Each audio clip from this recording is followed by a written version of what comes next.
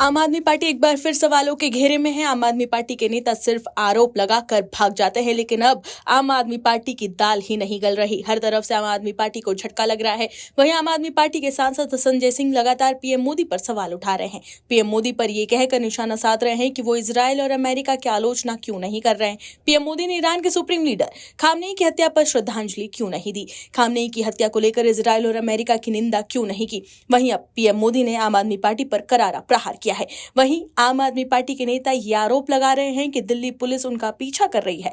क्या खबर है बताते हैं आपको इस रिपोर्ट में। दर्शकों, दिल्ली में कर्ज प्रबंधन को लेकर बीजेपी और आम आदमी पार्टी के बीच सियासी टकराव तेज हो गया है।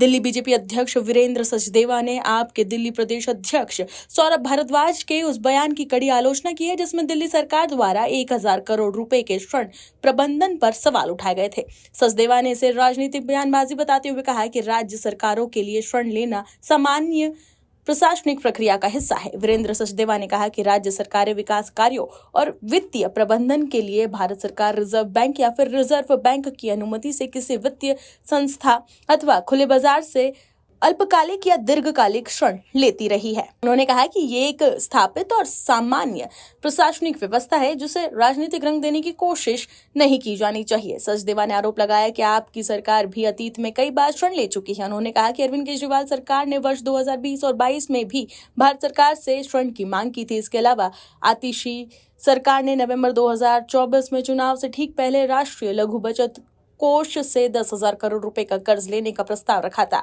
जिसका उद्देश्य चुनावी योजनाओं को लागू करना था। वहीं पीएम नरेंद्र मोदी ने दिल्ली में मेट्रो कॉरिडोर के उद्घाटन के मौके पर आम आदमी पार्टी पर तीखा हमला बोला है।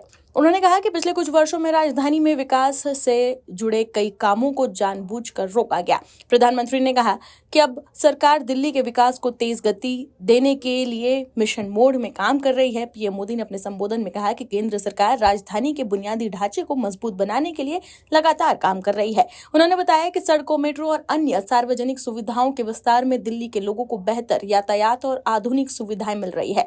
सरकार का लक्ष्य है कि राजधानी को विश्व स्तरीय शहर के रूप में विकसित किया जाए, जहां नागरिकों को बेहतर जीवन सुविधाएं उपलब्ध हो।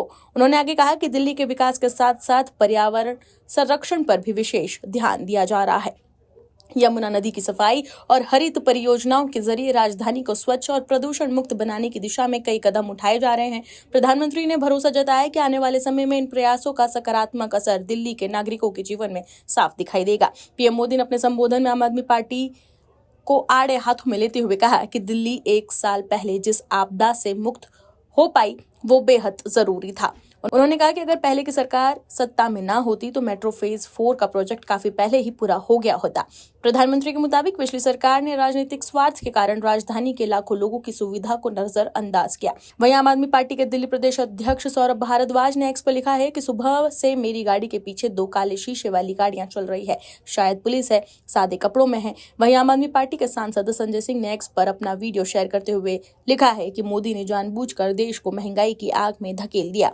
सिलेंडर का दाम 60 से 120 रुपए तक बढ़ा दिया गया। अपने दोस्त से कहा कि आपदा ही अच्छा अवसर है, इसलिए अडानी की कंपनी ATGL ने गैस के दाम 3 गुना बढ़ा दिए। वहीं एक दूसरे पोस्ट में संजय सिंह ने लिखा कि मोदी जी देखिए इस वीडियो को, आपको भी पता चलेगा भारत का कोई भी प्रधानमंत्री इतना कमजोर नहीं था जितना कमजोर आप हैं। आपकी हालत तो ऐसी हो गई है जैसे प्रातःकालीन दिनचर्या भी आप ट्रंप से पूछ कर ही करते हैं। दर्शकों, संजय सिंह और आम आदमी पार्टी के नेता हमेशा पीएम मोदी पर निशाना साधते रहे हैं। पहले केजरीवाल ने आरोप लगाया था कि पीएम मोदी दिल्ली में उन्हें इस जन्म में नहीं हरा सकते, लेकिन पीएम मोदी ने न सिर्फ आप पार्टी को हटाया बल्कि केजरीवाल भी अपनी सीट नहीं बचा पाए। ब्यूरो रिपोर्ट हो MS न्यूज।